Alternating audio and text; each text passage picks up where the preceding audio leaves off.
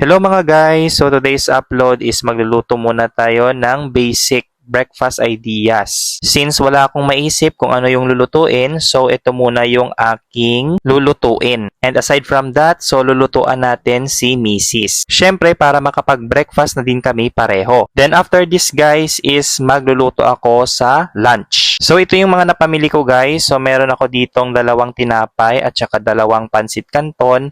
At syempre di mawawala yung kape. Syempre mga guys, kape is life talaga sa akin tuwing umaga. Itlog sana yung bibilhin ko kaso wala silang itlog, out of stock. So ito na lang muna yung aming pang breakfast. Anyway, importante is may laman yung tiyan. So ayan, at hinugasan ko na yung paglulutuan ko. At hindi lang pansit canton, meron din palang rice. Syempre para busog-lusog. O diba mga guys? So hinugasan ko muna ng mabuti kasi maraming mantika. Syempre mga guys, dapat naman talaga nating hugasan ng mabuti kasi pagkain yung ating kakainin. So ayan, at hahabunan ko na siya. Then after ko habunan, ayan, at hinugasan ko na siya para matanggal yung sabon. Tung tubig namin dito guys is pwede ring mainom, kaya nilagyan ko na ng tubig para pakuluan. Para maya-maya ay lalagay ko dito yung pansit canton na aking nabili. Tsaka paborito ko talaga yung aking biniling pansit canton, hindi siya maanghang. Ayan, at ready na ang ating tubig. So papakukuluan ko muna siya bago ko ilagay yung pansit canton. Syempre di mawawala yung apoy. Syempre need natin yung apoy guys para maluto yung ating kakainin. Ajifa, ayan, so meron ng apoy. So wait lang tayo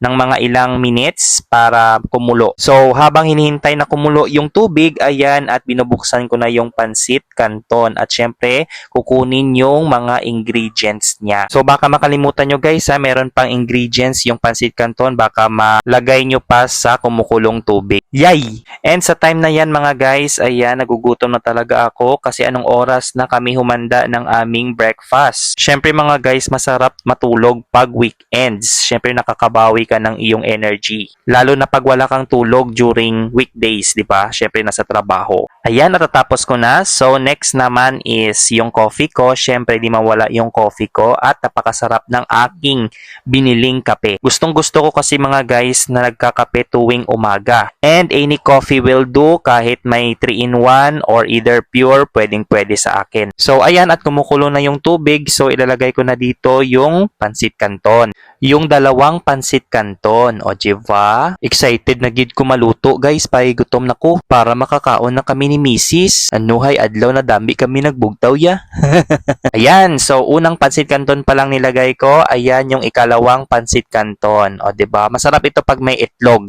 Kaso, walang itlog na available. Out of stock sila. But it's okay. Kakainin ko pa rin yan kahit walang itlog na dala. So, ayan. At waiting na maluto yung pansit canton. O, diba?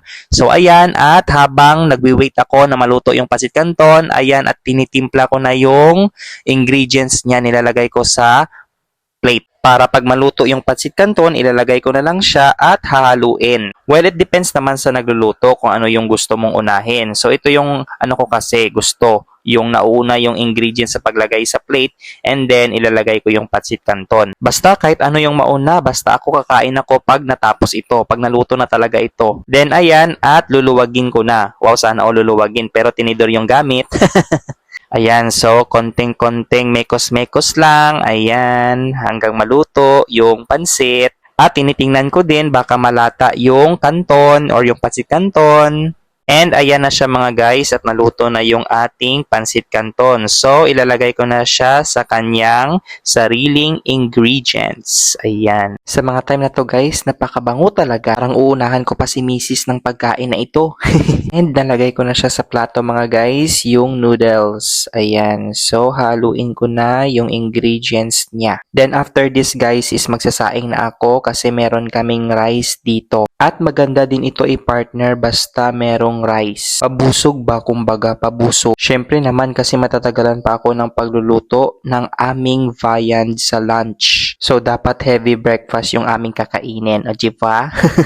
Ayan, so halo-halo muna si husband's duty ngayon. Kasi after this, tatawagin ko na siya para mag-almusal. So bukas magti-think na naman ako kung ano yung ibe-breakfast namin. Kasi dapat guys, minsan lang dapat kumain ng pansit canton. Hindi naman dapat araw-arawin. Ayan, so konting mekos-mekos na lang mga guys. At okay na ang ating pansit canton. And time na para lagyan natin ng ininit na tubig ang ating cup with coffee. Ngayon ko lang siya guys nilagyan ng ininit na tubig para hindi siya bahaw ba. Kasi pag bahaw yung tubig parang hindi ko na siya type ba. Mas maganda mainit talaga yung water. So let's close it now. Timplahan ko pa si Mrs. kung ano yung gusto niya, either coffee or gatas. And mekos-mekos na natin yung ating coffee. O diba excited na talaga akong kumain ng breakfast. So ayan lang mga guys for today's upload. Don't forget to subscribe on my YouTube channel tsaka i-like na rin tong video na to kung nagustuhan ninyo. See you on my next vlog mga guys!